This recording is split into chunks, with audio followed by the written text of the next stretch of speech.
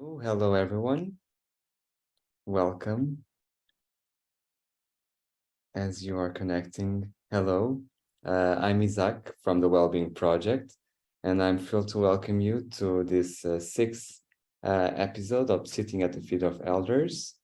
Besides our incredible hosts that you already know from our past webinars, Sharon Salzberg and Reggie Hubbard, today we have an amazing guest. Joan Halifax, a renowned author, Buddhist teacher, social activist, and much more that you will discover today. As you're joining to this conversation, this journey with us, feel free to write in the chat where you're dialing in from and also your name so that we can get a little bit of the sense of where you are. And also, if you want, just write down anything that you feel like you're bringing to this conversation today. And if you have any question during the conversation, also feel free to put it in the chat, and either our hosts Sharon and Reggie or Joan Halifax will be replying to these questions. So without further ado, and as more people are getting in, I would love to pass the word to Reggie to ground us and set the base for us to start this conversation and this journey. Isaac, thank you for the introduction. Peace and blessing to all. Welcome to our final episode of Sitting at the Feet of the Elders. We'll still keep our conversation going in a different way. We'll talk a little bit more about that later. But delighted to be in community with each of you. Delighted to see my dear Roshi again. Welcome, Wendy. Good to see you again as well. And let's just take a moment to settle into this moment. The eyes may lower, close, but at bare minimum, allow them to soften. And just make a mindful transition from whatever you were doing prior to logging on to this moment. Feel the ground beneath you as a sense of support. Feel the breath in the body as an animating agent, not something we take for granted. And just allow the inhale and the exhale to guide you to a deeper sense of presence with yourself, with one another,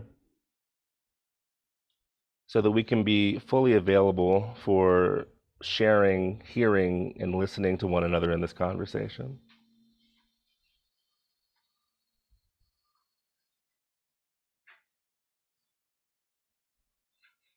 Just a brief moment more in this mindful grounding transition.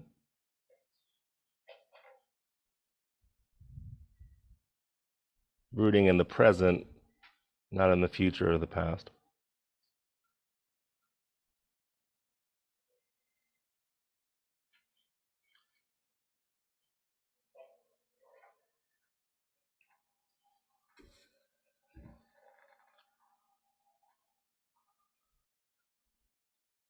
Whenever you're ready, if eyes have closed, blink them open and release the meditation.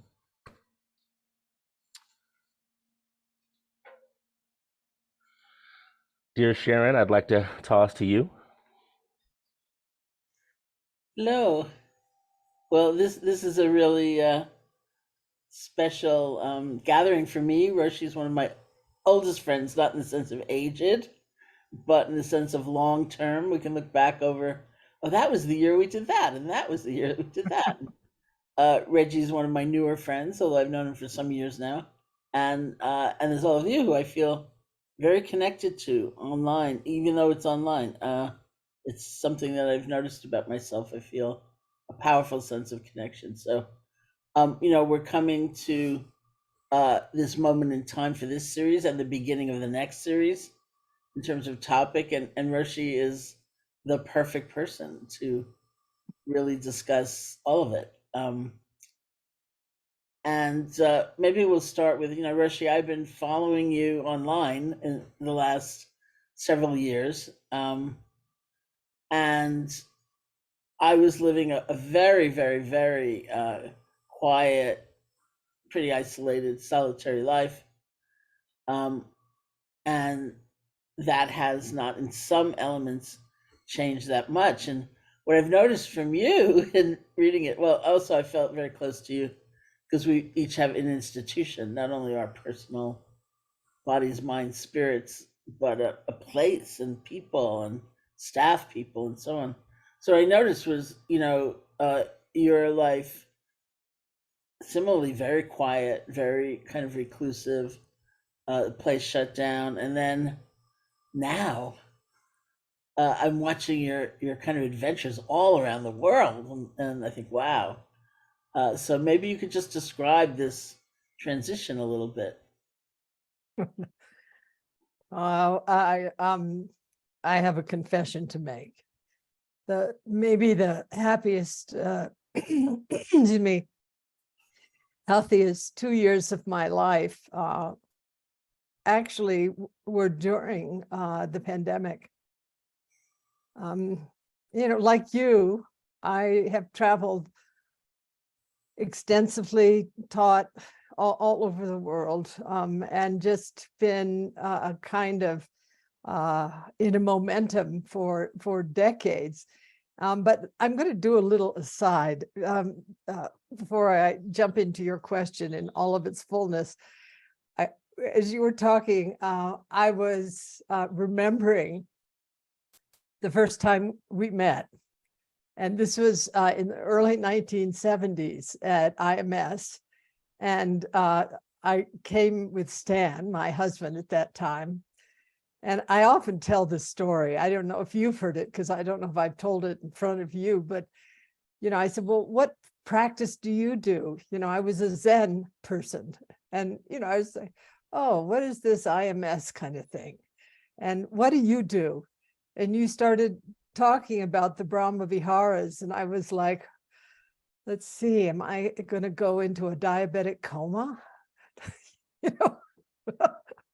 I thought, this is just so not what I am, used to or comfortable with loving kindness, compassion, sympathetic joy, and equanimity.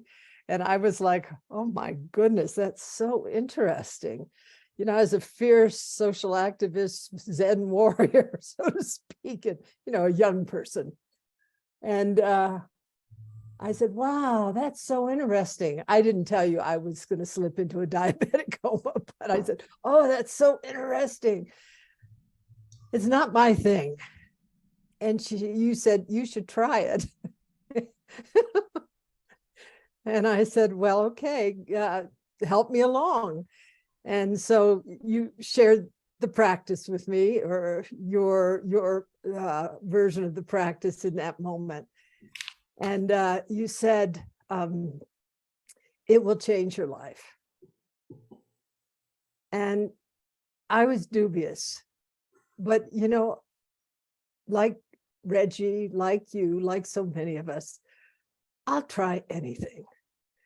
And it has become a mainstay in my life. I feel like I'm somewhat of a better person for it. And this kind of fire of my psyche, has been mitigated, not really through time, but through opening up parts of my character and my mental landscape in my heart through these practices that you do. And then I asked you to craft some practices for dying people and caregivers. And that has been a mainstay of teaching. The work that I do with clinicians in sharing these practices, which are just so powerful. And I incorporated them recently into this wonderful deck I did for Shambhala. These 55 practices, and a couple of those practices, Sharon, you shared with me, found their way into that deck, because I just feel so benefited by this approach, even though it's very different than the kind of my path in Zen. It's been a beautiful gift. But anyway, now I have to interrupt you, because yeah. I have to tell the story. This is what it's like with us. I don't know if I ever told you that my book Loving Kindness came out in 1995. It was my first book. I should tell you, by the way, the deck is sitting in my kitchen table. I just opened it up. But my book was coming out in 1995, and my big fear, overwhelming nearly, was that people were going to call it sweet.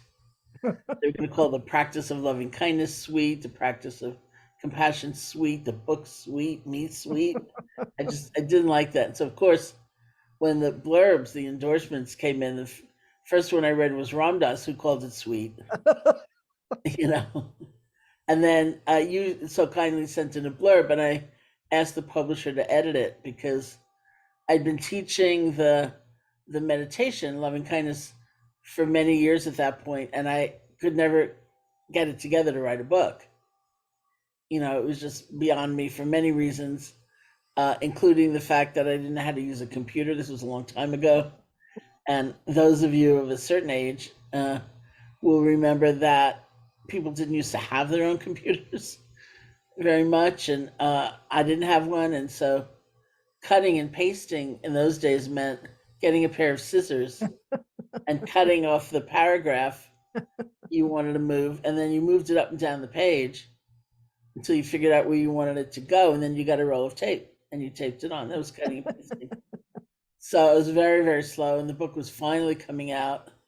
And you wrote a beautiful blurb, Roisin. It said something like, this beloved teacher has finally given us the results of her practice.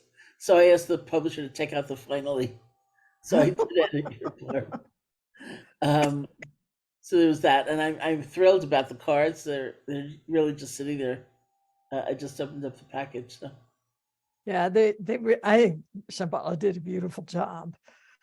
Well, you know, the pandemic, you know, it was a kind of experience for me of cognitive dissonance or emotional dissonance, because on the one hand, like you all, I've worked with people who are, you know, in the service professions, particularly for me in the medical profession, people who are on the front line of this pandemic and working in contexts where moral suffering was rampant, burnout was rampant.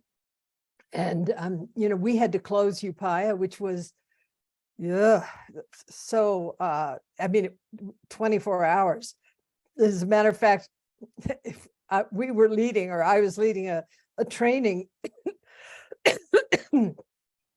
called Grace, which is this wonderful technique of cultivating compassion while you're interacting with others. It's an approach I developed some years ago, specifically for caregivers, but it's gone out into education and politics and so on.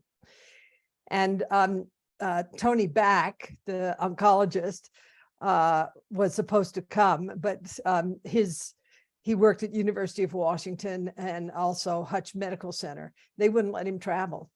So Cinda Rushton from Hopkins, she was already at UPI, and we had the Zendo filled with people from, you know, all over the country. And the news was ramping up, and Tony could do it online. So there the screen was beside us. And I had this realization as we were in the middle of this training, you know, every cough was kind of sent a frisson up my spine, that we were in a global disaster. And I in the breaks, I would go back and, you know, confer with our core team. And we decided as soon as that training was over, we were closing down. And it was so powerful to practice grace, you know, while this stuff was going down. And people, you know, went back to their homes, their hospitals, their workplaces, to discover those places were closing down. And then clinicians finding themselves on the shore of this catastrophe. Well, fortunately, we had, you know, young people on staff, so we got online in 24 hours. And that was a huge blessing because our next training, which was the chaplaincy program, people were to arrive. So we closed on Sunday. They were to arrive on Tuesday. We called, 60 people and say, don't get on the plane. We're closed.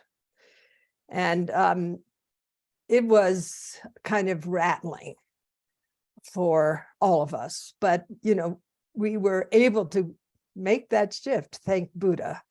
And then I realized, I'm not young. I'll be 81 in a few weeks. So I was in my late 70s is when the pandemic hit. And what was so beneficial is that my good friend, Dr. Wendy Lau, this ER doctor, really persuaded me to get out of Dodge, to avoid sickness. So she and I moved up into the Prajna Mountain Forest Refuge, this incredible hidden valley up at 9,400 feet, surrounded by 3 million acres of national forest, off the grid, except pretty primitive internet setup. And I lived here basically for 2 years. And, it was, there was ambivalence in being here, one being so protected, having the time for practice, being able to teach online on a quaky internet nonetheless, but everybody was very understanding, at the beginning of the pandemic. And living so essentially and in, this very raw, very wild, beautiful landscape. And as a result of not traveling, not interacting with people, my health improved. I think I youthed a little bit during that period. And as a result of that, also, my energy returned in a very special way. And one was, writing poetry, doing a lot of meditation, hiking in the mountains all around, and painting, which is, you'll see in the deck. And then interacting online with people all over the world. Our international or Mahasangha community just grew like that. And that was thanks to people like you, Reggie and Sharon, and others, who, since we are offering everything for free, basically, everything was on a donation basis, except for the chaplaincy training, which had a very big staff. We had the opportunity to grow a Mahasangha, kind of like what you all have here, of people all over the world who care about social and environmental engagement and responsibility. So that was just great, but impermanence prevails.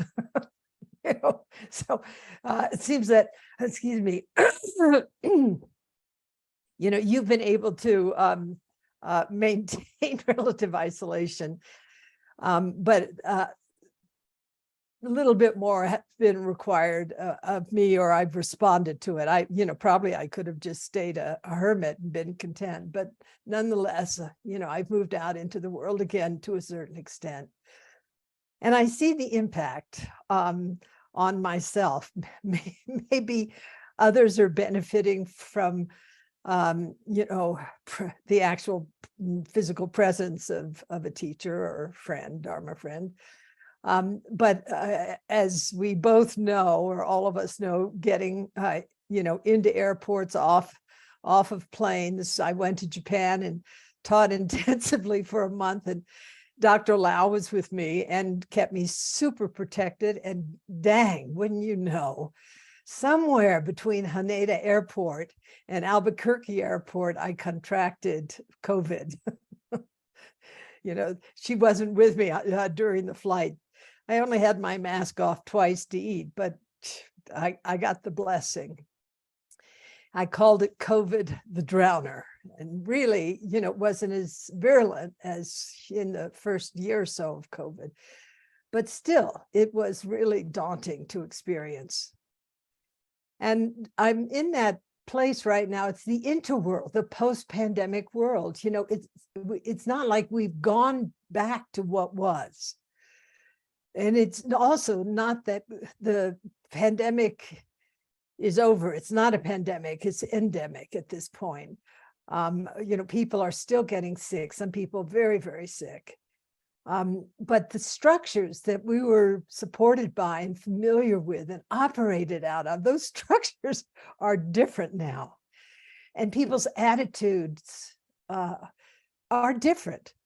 And the path forward is not, for me at least, not clear, except what I think, you know, the next phase of what you all are going to be doing around action. I think that one of the things that is clear to many of us is that our sense of responsibility is driving us toward principled action, you know, in a world that is so emergent, vulnerable, shifting so quickly. You know, this war in Ukraine, who knew? Who knew about the, you know, hyper acceleration of the melting of our polar caps?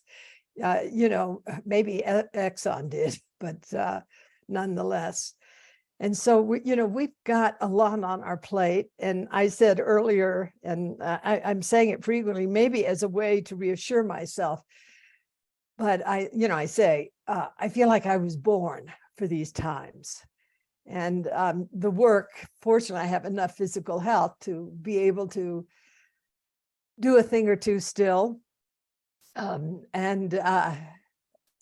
yet the other side of the equation is I'm up here in the refuge now and doing a lot up here, administratively and teaching wise. But the kind of rest and letting go of the 2 years when I was up here, where I could, you know, really practice deeply and come very fresh forward. Where I could paint, where, you know, this little book, I wrote a kid's book called Sophie Learns to Be Brave. I didn't want to write another long book. I wrote, you know, I put together this wonderful collection of 55 meditations in a moment, in a breath. It was just done from pure joy and love. And I painted thousands on shikishi, thousands of these kind of in a moment, in a breath paintings, which I still do, but not as I did during the pitch of the pandemic. So I feel we're in an interworld. And you know, honestly, in this particular post-pandemic phase, there's a slight sort of, you know, irritation in me. You know, I don't want to pretend I'm just breathing and smiling through this phase shift, because I'm not. You know, I feel sort of pulled out of paradise on one hand, and at an age when you know, a little paradise is a good thing. And also concern about what the heck is going on in this world, particularly in relation to young people. It's just wild. A lot of young people relate to you, Paya. And I hear, you know, their words. Really looking for meaning, stability, and experiencing really profound futility as they face a world that is characterized by, you know, there's uncertainty in everything. Everything is characterized by precarity. But there's not only uncertainty, but there's a degree of threat that, you know, is different than I have known in my 80 years. Roshi, thank you for that beautiful reflection, and thank you also for the agitation that you articulated, right? Because I mean, if anyone knows me, I'm perpetually agitated. Like, I found, luckily, the loving kindness practice after my huge activist spike against the former president. So it sweetened me, but I needed to be sweet because I was a little too hot. My question for you is, and just thank you also for your generosity of your share. My question for you now is, so not only and I agree with you, we're in an interworld that no one predicted this, no one can predict what next, those sorts of things, but we seem to be dealing with a lot of burnout, and just undigested trauma from the coronavirus experience that everyone wants to pretend like it never happened, but it did, and it scared all of us, but no one really wants to talk about it. So what advice or what thoughts do you have on how we cope with not only burnout, because we've rushed to defunct norms, right? So we're rushing to things that kind of shifted 3 years ago, but we haven't caught up with that. And so not only is there burnout, but there's this unmooring that has happened, writ large. So what thoughts do you have on that? Well, I think it's kind of interesting just to look what burnout is classically, or what it is in the sort of general sense, particularly what Dr. Maslach and also Freudenberger described as burnout. And burnout, it relates to so that's poor regulation. Sometimes, being in institutions that are chaotic, and so you're dealing with hanging chads all the time. You're firefighting, and your work ethic and your sense of responsibility toward those whom you're serving. You kind of push yourself beyond what is healthy for you. And then there are toxic workplaces that are just mean. That is a second source of burnout. And then a third source, has to do with meaning. If you're doing work that is morally compromising, or that feels meaningless to you, that feeds, the sort of situation that we typically know as burnout. So I think there is a lot of burnout, because I feel like many institutions, particularly now in this phase shift, are really ungrounded and chaotic. They staffed down, now they're staffing up. People don't want to work the same way that they did before the pandemic. And those of people who feel, responsible in service to others, are doubling up on their situation. Also, there's fear in the workplace. So, I mean, we're in a very interesting situation, in terms of issues related to burnout. And then I think there's stuff at the pre-conscious level. In other words, there are obvious external factors that are playing into whether or not you in the workplace are in a healthy situation internally or externally. But there are factors related to what we were just talking about, uncertainty. Who the heck knows? Our economy is just kind of crazy. The price of eggs going through the roof, and economic injustice, and so forth. So I think there's that. The other piece you mentioned is trauma, and I'm always trying to get my sort of arms around what we mean by trauma, because I think it's overused in a way. So I feel tentative. Even though I'm a friend of Gabor Mate's, and have hung out with Bessel van der Kolk, and these are great people, but I think trauma has been in a way trivialized. Also, the possibility of growing through challenging experiences is quite interesting. So it's not that trauma or horrible experiences just back you into a terminal corner. There's another kind of possibility, and that is what is called, is kind of superficial, but post-traumatic growth. And that's what rites of passage do. I mean, typically in indigenous cultures, people are put through a traumatic experience in order for them to go through a developmental phase shift that enhances character and maturation. So, I'm wanting to look at this messed up time we're in, as an opportunity, not a unidirectional gravitational surface or a hole that's just sucking the soul out of all of us. And the other thing for me has to do with justice and, issues that, whether it's burnout or trauma. I just, I'm on Twitter and I'm looking at the faces of Ukrainians and thinking, what is their life going to be? Should this war come to a timely end? Or I'm interacting with clinicians and asking the same question. How are you going to integrate the moral suffering that has been your experience? And how do we create contexts of healing, of integration that aren't sappy and dewy and new agey and, economically extractive, where the doctors get to go spend a week in Mykonos for $10,000 and get CMEs for it, but which are deepening of character.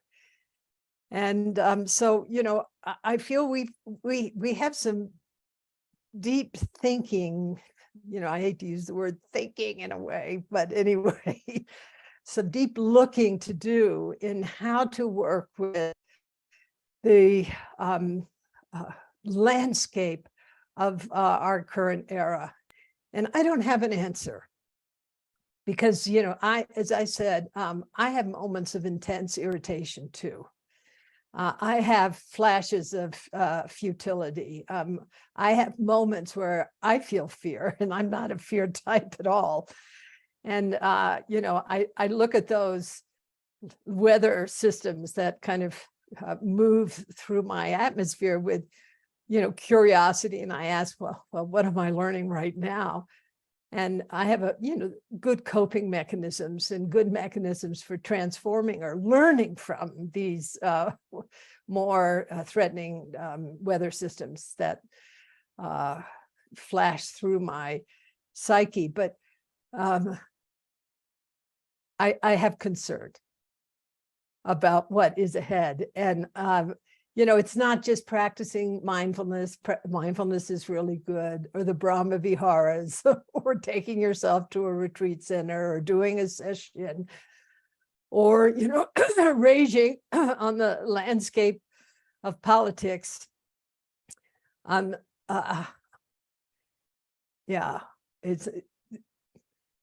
don't see it. I don't see, quote, solutions per se. But I see a lot of possibilities that probably weave together into a stronger cloth that will make a future much more viable, much more possible than what we actually, out of the cloth of our past, have given rise to in our era. I appreciate that reflection deeply. One, because you and Sharon know this about me, like the pandemic was a rite of passage for me. Like it was as if spirit, universe, everyone was like, you're teaching now. Huh? Oh, right. I guess I'm on. Right. And so the pandemic for me has been in the aftermath or so has been a blossoming in that I didn't expect. And it has been a blessing in this blossoming that I was kind of thrown into it because I've been able to serve other people because I was like, I don't know what this is. Here, take some, right? So it's been an opportunity for me to open my heart and just serve from the heart. And I didn't had a chance to think about it too much. So the philosophy major doesn't get to think, he has to act. And I think that tees us up for our next question. Sharon, you want to dive into that? Yeah, thank you. And I would, there's so many approaches to this, but I would start with maybe the GRACE program. And the first place I ever heard the term moral injury, I think, was in teaching with you. And I felt like I understood burnout, I understood exhaustion, I understood a lot of things, but I didn't understand that. And it was my introduction to that concept. And it later evolved, I think the next group I was with actually were hospice volunteers in New York State. And one of the nurses was telling me about moral injury, and the way she described it was really very job related. She was saying maybe she has a patient who's ready to let go and die, and the physicians, the medical establishment is ready to have that happen, but the family insists it can't happen. And so she's torn between who she's serving and what it's about and where are the priorities. And it went on to my being acquainted and being a pen pal, actually, to an American soldier in active duty in Iraq, and the tie between moral injury, which he was suffering badly of, and grief also became kind of apparent to me through being with him. And so as we describe the range, and I agree about the word trauma, but there's something in there that is also valid. And so there's such a wide range of experiences people have through work, which take up so much of our lives, and they're so burdensome, and they keep us from really having a very full-on life, including taking action for greater ills. I just wondered if you could talk about the evolution of the GRACE program or the chaplaincy training through that. Well, you've asked two questions, but I actually want to answer one. Yeah. Kind of get into one. Excellent. Related. Yeah. So, in my book, Standing at the Edge, which was really, a deep exercise in looking at the suffering of people like, a lot of the people who are with us today, and that is, how we serve. And because of my relationship with Cinda Rushton, who's this amazing ethicist at Johns Hopkins, and also my own experience of working in the medical field, in the roles that I've had since 1970, long time. It's over 50 years now. This notion of moral suffering has become more and more in the focus, and actually, it's part of a long history. But it is not, as you said, there weren't terms for this. It wasn't described. People just felt conflicts of conscience, about the situations they were in, the actions they observed or actions they engaged in. So when I was working on Standing at the Edge, I did a whole section on integrity and the shadow side of integrity being moral suffering. When people are caught in moral dilemmas, much as this nurse was talking to you about, or that a soldier who's, told to go with his, gun into a village and rid the planet of terrorists, and of course, little children are running out. So,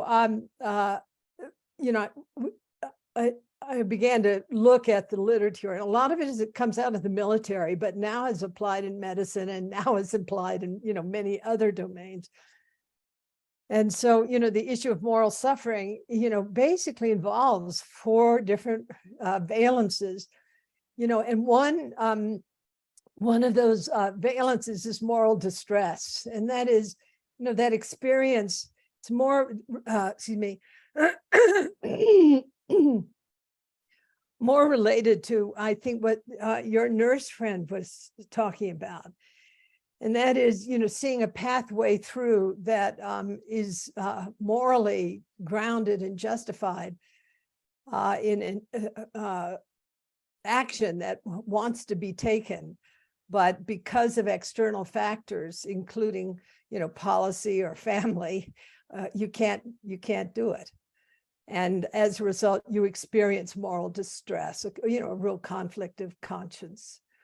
And then moral injury, which has been so documented in the military, but boy, this pandemic really hit for clinicians in this area of moral injury, and more studies and journal articles are coming out, and also in the New York Times, writing about moral injury among clinicians, where clinicians have observed or engaged in acts that are morally compromising, where the benefits are few and the burdens are great, and feeling not just grief, but guilt and shame, and really riven with guilt and shame.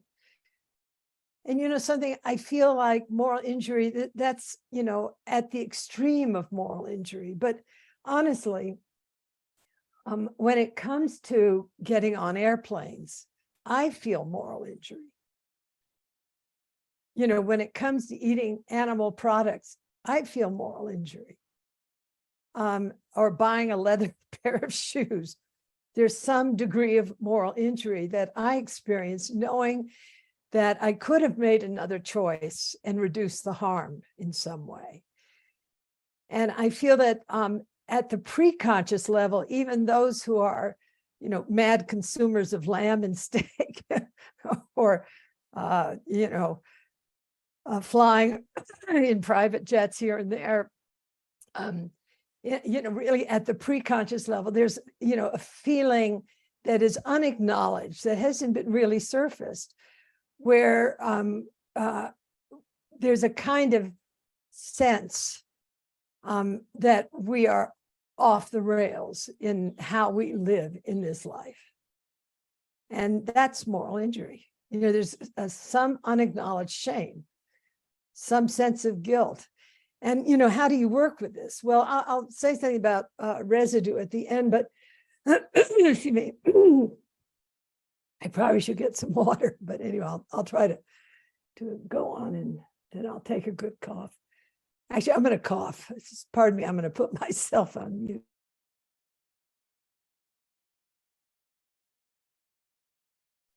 Okay, probably better. Then I identified and wrote about it again in Standing at the Edge, moral outrage. And, Reggie, you're good at that. I'm a moral outrage type too. It's this kind of anger, disgust mix, and it really has to do with threat to one's integrity, even survival. And, whether you experience it as a personal thing or, like many of us feel at the global level, when, you think, good grief, Biden approved the Willow Project, and you feel moral outrage. Or what? Cluster bombs to Ukraine? Moral outrage. So there's kind of self-righteousness. And I asked the Dalai Lama about this some years ago, and I think he was quite right. A small dose of moral outrage can initiate transformative action. Having it as a kind of chronic feature in our lives, is not healthy for you or for others. But it's also something that is contagious. The work of Molly Crockett, this neuroscientist and social psychologist at Princeton, just, saying that, you get social merit, online and otherwise, for being morally outraged. That's just really, and when Molly was looking at this, people who express moral outrage, for example, publicly, actually privately, they feel it less, interestingly enough, according to her research. So moral outrage is, a very interesting dynamic, again, coming from this general feeling of moral suffering, of, the world is too much with us late and soon. We are victims, if you will, of systems, which is a very disempowering narrative. By the way, yeah, the system sucks. There's no question about it. Economic disparity is just so outrageous, not only in this country, but other countries. And at the same time, just blaming the system is not going to do it. And that's what, moral outrage does. It's external. It's blaming and shaming instead of moral injury, which is shaming and blaming oneself. And then the third category, which you were alluding to, Sharon, that is moral apathy. And actually, I heard this term. It was in a film called "I'm Not Your Negro" about James Baldwin, and he used the term in the film, and I was like, "Oh yeah, I can relate." And moral apathy is generated really out of a sense, it can be privilege or numbing, addiction, which conduces to fundamental moral disengagement. And it's, our privilege is, either white people or people who are educated, a la you, Reggie, we have privilege and power in a world where many don't. And even if we're a person of color, as you are, Reggie, still your education and your stature, affords you a kind of position of power that is what it is. You send your voice out into the world and so forth in a really cool way. But our privilege protects us, and those walls of protection divide us from the truth of suffering in quarters of the world that we don't even know about. And this is one of the things that I love so much about my teacher, Glassman Roshi, where he really insisted that we sit in the charnel grounds, not just only the charnel grounds of our own mind, but physically go to Auschwitz, go to Rwanda, go into the prison systems, go into hospitals, go into the homeless camps, and to practice in those charnel grounds, to recognize you're not separate from the worlds that are interconnected with all of us, and that are also not just interconnected, but often the result of our own greed, hatred, and delusion. So, get out of moral apathy. And the two more things I just want to mention in this regard, and that is, the fact is, all of us, except maybe the most enlightened, have moral residue. Just by living life, if we eat eggs, think of those chickens. If we wear leather shoes, etc. But also residue can be at a much more intense level. Say for the nurse, in the middle of the pandemic, who's being by institution forced into actions that she feels are actions that do not benefit the patient or the patient's family. Or the person in the military who is under orders to engage in actions that are unconscionable, and then has to, go home and, pick up their little baby a month or so later. So, there's a great continuum of what moral residue, how it presents itself and how it's accumulated within our experience. But moral residue can sink a person, just as I said, guilt, shame, feeling of self-disgust, and so forth. And the question, of course, for us as practitioners who are aware of this notion of moral residue is, how do we actually work it so it's transformational? And Cindy uses a term that I think is beautiful, and she calls it clinical humility. And it is that knowing that we do the very best we can as human beings. Sometimes our best is little, sometimes it's great. But that there's always some degree of harm that is lurking in the atmosphere. And that is not about disabling us, but to really engender the sense of humility, the sense of this kind of vulnerability, and like water at the going, in a way to the lowest level. As we move forward in the world, to bring about, actions or engage in actions that are conscionable. So there was one other thing, it just left. But anyway, as a result of, the charnel grounds that I have stepped into or generated my own process and going in, into in intense contexts of intense suffering, and working, in the medical system and teaching in it for so many years.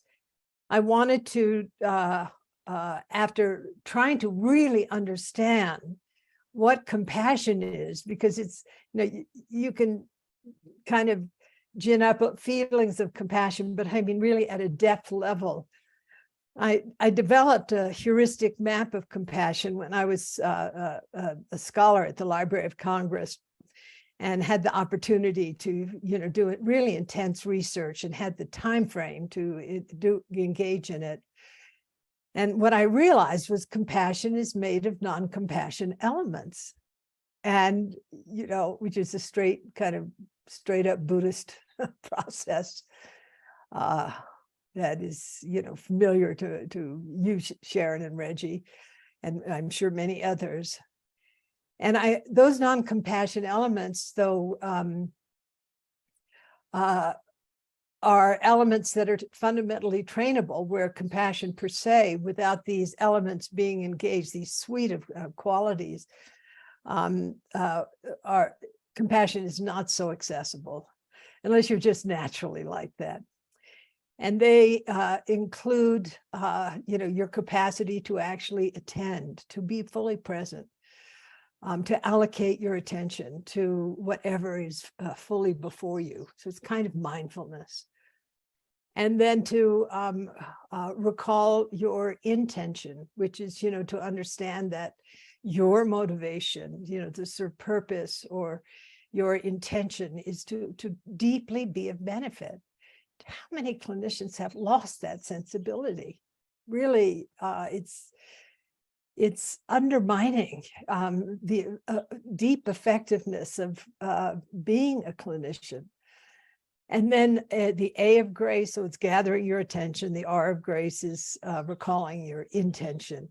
The A, because this is this tool I developed out of the heuristic map, the A is attending to your own subjective experience. In other words, attuning to what's happening in your body as you're in the midst of this suffering field.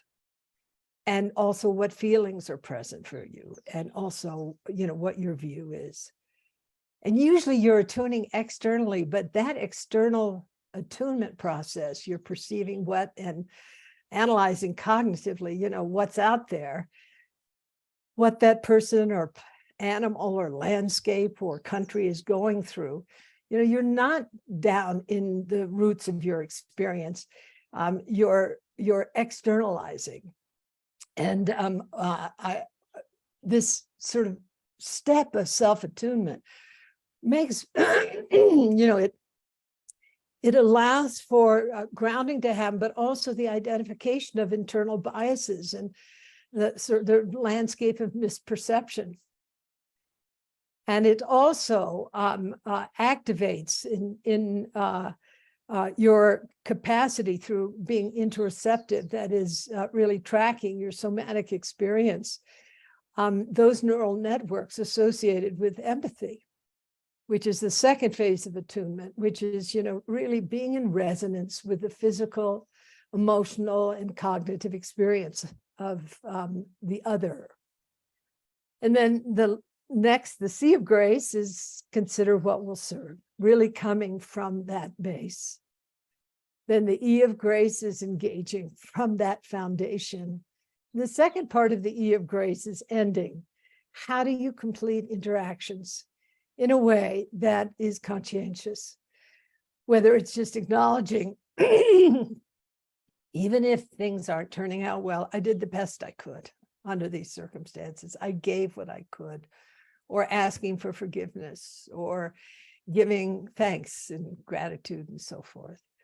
So that tool is, that grace tool has been hugely important for me, who's a, very, energetic person. I sometimes fail totally, but nonetheless, it's become more instantiated where it's a natural response to the presence of suffering. Anyway, that I think that's all I need to say on that subject, except it's, it's been salvational for me and some others. Yeah, thank you for that, Roshi. There's a question from Lisa asking, and Sharon, I'd like to ask you to talk about this as well. Can you talk about whether there are thinking practices or meditation practices that are used to engage with and move through these uprooting things that are going on with us now? So any specific techniques either of you might recommend? And Lisa, thank you for the question. Everyone else, don't be so shy. Stop playing around. Put something in the chat. Well, actually, I find grace to be one of the most important because, the G of grace is gathering your attention, which is getting grounded, which is just being basically, coming home to the breath. That's just fundamental. It's just the very kind of most basic thing. But the complement of the partner to that is, the cultivation in the Buddhist world, we'd say of bodhicitta. In other words, of a motivation that's fundamentally altruistic. And recently, I was at a meeting with the Dalai Lama of young compassionate leaders, where these young people were very wonderful, wonderful young people. And yet they were from all over the world. And they had a pretty consistent response since they were all social and environmental activists. Which was, Your Holiness, what can I do to work with my futility, my depression? And the Dalai Lama was clear. He said, there is one path, and that path is the path of altruism. In other words, really serving others. And that's a way of deconstructing this sense of a separate self and a kind of implosion into the self.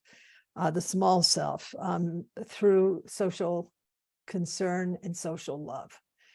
And he said it in a lot of different ways, but he was consistent throughout. And so I would say those two things, which are, fundamental in all other rich meditation practices, the cultivation of balanced attention so you can perceive deeply and clearly and fearlessly, and the cultivation of an unselfish heart. Thank you, Roshi. Sharon.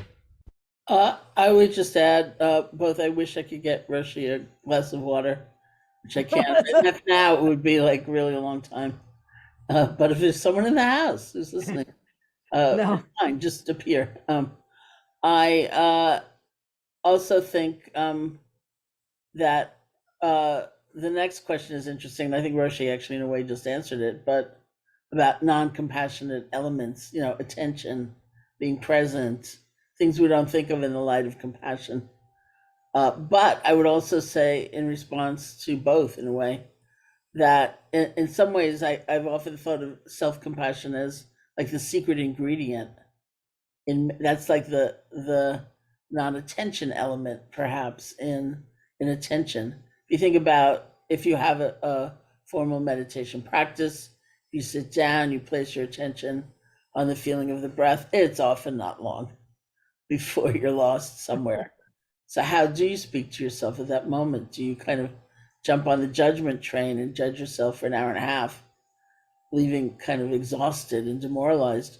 Or do you have a kind of compassion for yourself, like this is my conditioning, or this is human conditioning, it's not just me, let me let go and start over, which is much more productive in terms of generating the quality of attention you're looking for. And so there are always elements within elements within elements. I laughed at the non-compassionate elements because I'm so often quoting Thich Nhat Hanh, who says, like, Right. Every time I've seen him in the past, he held up something, and like last time it was a sunflower on the stage in New York City. He held up a sunflower. And he said, "Now, what are the non-sunflower elements in the sunflower? The clouds and the rain and the soil and all of that. And so it's a very particular kind of way of looking at life, which is really, I think, both important and beautiful. Thank you so much about bringing up the self-compassion process. I think it's a very skillful and helpful approach, particularly, in a society where there is a lot of self-shaming. And, I think Sophie Rinpoche would look at this, I sort of forget his term, but, it's the sort of healing. It's a kind of healing stage that is very, very helpful for people, particularly caught in, kind of toxic self-narratives. And then at a certain point, it's deconstructing the self. But if you, deconstruct the self before you've kind of healed the self, there's a whole other set of issues that, we encounter that I think are highly problematic. And also I love, Ty's notion, the sunflower, the paper, or you and I are made of people, non-sunflower, non-paper elements. It's a real vision of interbeing. And that is, where I think the more scholarly resistance to this notion of self-compassion is the kind of the danger side, the shadow side, is the reification of the self, and the kind of victim narrative, so to speak, that can arise out of too much, a certain fixation on the self needing to be fixed, so to speak, and that's all it's like in a way the wellness movement, what is self-care movement, where it becomes too self-oriented. And I think, Thich Nhat Hanh's view, but also Glassman's view of one body, this notion of non-separateness is really important. And, one of the interesting things is, in the neuroscience and social psychology of empathy, clearly over-identification with a suffering being causes harm to the person who's over-identifying. And that one of the things that, Daniel Batson, Eisenberg, and others have made clear is that, while you're in resonance with the truth of suffering of another being, but also recognizing you're not that person. So having that kind of insight, not of objectification, but you're both one and two at the same time, and not one, not two. So it's a very rich, complex, and nuanced field. So self-compassion, I think, is been an important movement in our country, and also looking at the self-care movement, where the shadow side is the reification of the self.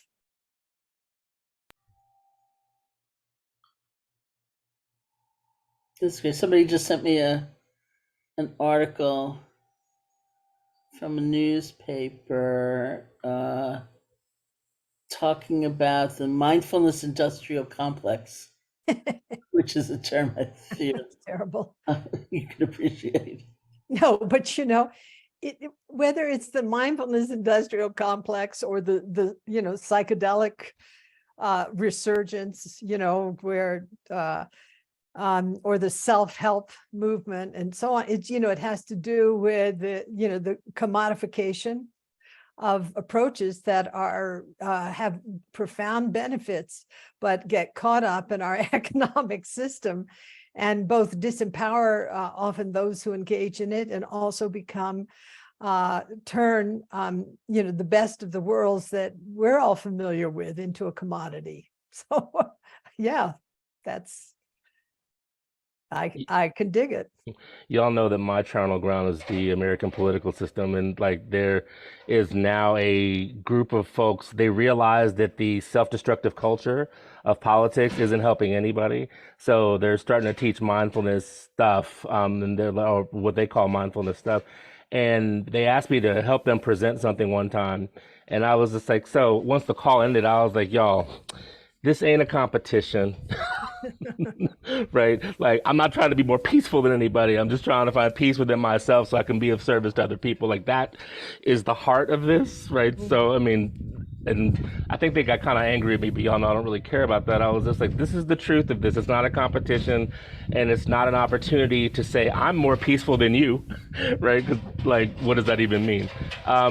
If I want to transition, if there are any other questions for people who haven't yet found the words, want to hold space for that. But if not, now might be a good time for us to transition out. But if there are any questions, we'll hold space for that. And before, while people are maybe coming up with their words, I just want to thank y'all again for this conversation. I think it's very prescient and very poignant because, and Roshi, I appreciate your bringing up interbeing again and again, because the only way we are going to get out of these problems is with us. That's right. Right? There's no I in these problems. Like, we have these problems, so we have to figure it out. Yeah, I think that the importance of love and community cannot be stated enough. And one of the things is, on some level, the pandemic isolated us from each other. And many of us, including myself, am finding it a little bit challenging to move back into, the world of folks.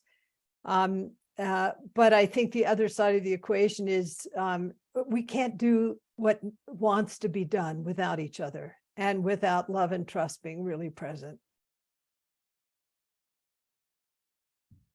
So I'm not seeing any questions. I'm not seeing any hands. Roshi, if you're up to it, would you close us out with a practice? Or if you're not feeling it, maybe Sharon? You're so fun. Roshi, would you like to do it? No, I'd love you to do it, and I'll tell you why. Because I will feel the blessing of our early friendship in this time. So All right. please, Beautiful. I always love being in your practices. So please, Sharon. Oh, well, thank you. Thank you so much for, I'm going to listen to this again and again. So, why don't we just sit comfortably and close your eyes or not, however you feel most at ease. You can just experience the energy moving through your body. It's moving through my body. And see if you can just have a sense. It may be verbal, it may not be verbal, of the emotional landscape you're dwelling in right now. Hope, dismay, tiredness. Some of you put words like that in the chat in the beginning. Maybe it's changed, maybe it hasn't. Maybe it's deepened. Maybe it's just different.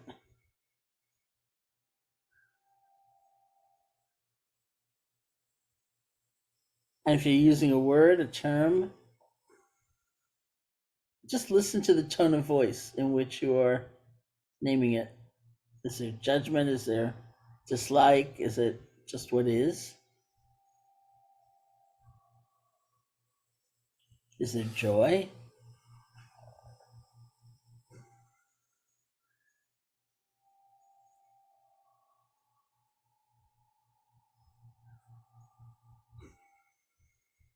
See if you can feel the sensations of the in and out breath, just the normal, natural breath, which is part of what connects us all to one another. And the quality we're talking about as we feel the breath is rest. It's resting our attention. Just rest.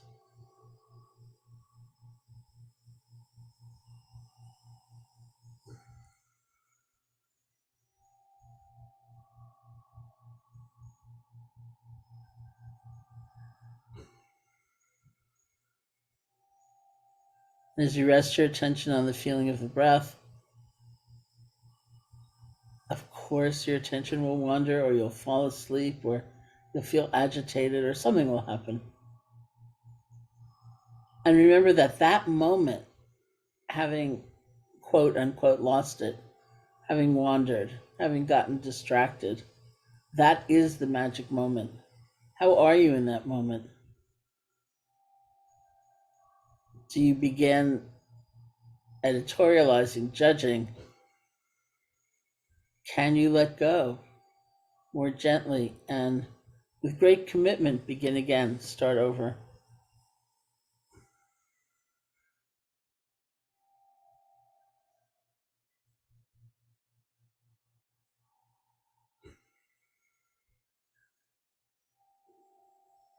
Because this is the life skill, right? Every day we do a course correction, or we make a mistake and we start over, and we learn a different perspective and we start over.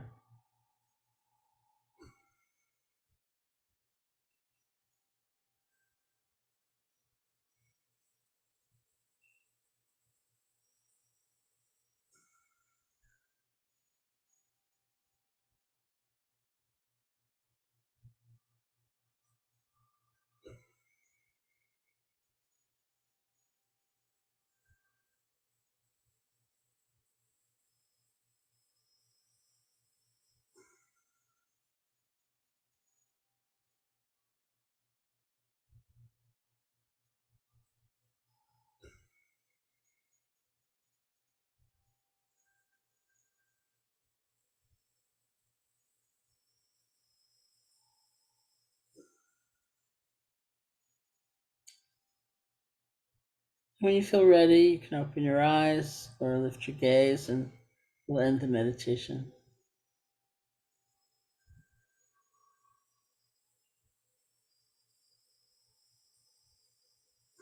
So thank you all so much. Thank you, Reggie. Thank you, Sharon. Thank you, you wonderful Missy Renson team. Sharon, I hope to see you in person again. I hope so too. We're gonna have to plot it out. You Next time got you it. come to New York, I want to know. I want to know ahead of time. Yeah, I just flew in and flew out like as fast as I could. I don't know how you do it, but love you, Love you. dear Reggie. Love you Bye-bye. too. Missy? Thank you, Reggie, and thank you everyone for participating. I just want to let everybody know that this is the last of the series, Sitting at the Feet of Elders. We have had a wonderful journey for the past 6 months, and we are really thrilled to announce that in September, our next series will be Wellbeing in Action. This is a series that we will have a lot of different topics throughout, but it will all be centered around what was kind of teased today. Well, not kind of teased. It was teased today that it will be about, moving forward and the action that we need to take as a community to improve the world. And so we are really thrilled about that. And we will be emailing out to this list of participants as well as on our social media. We are also going to crowdsource for topic ideas and guest ideas. So we really want this to be a co-creation and would love any feedback and thoughts that you have. So please expect to see all of that in the next few weeks. Yeah, one quick thing about that, Missy, before Isaac. We're headed into, we talked about interbeing. We want this show to be ours, right? So if you got some topics you want to talk about, you got some people you think we should talk to, this is it. Because the only way we're going to solve this mess is if we have conversations, right? It's been great, having some ideas and putting them towards you, but we want to hear what you have to say and facilitate what you want. Especially since the next several months will be busy. So with that, Isaac, Missy, thank you. Isaac, please take us home. Well, just to take us home, just want to appreciate every single one of you, not only our guests and and hosts throughout this series, but also the Wellbeing Project team that has been creating these episodes, and all of you that have been present here. So thank you so much. And to take us home, maybe we can open our mics and say thank you in our mother tongues, or any tongue that we want, any language that we want, and bye. So I would start with obrigado from Portugal, my mother country, and ciao ciao. See you next time. Obrigado.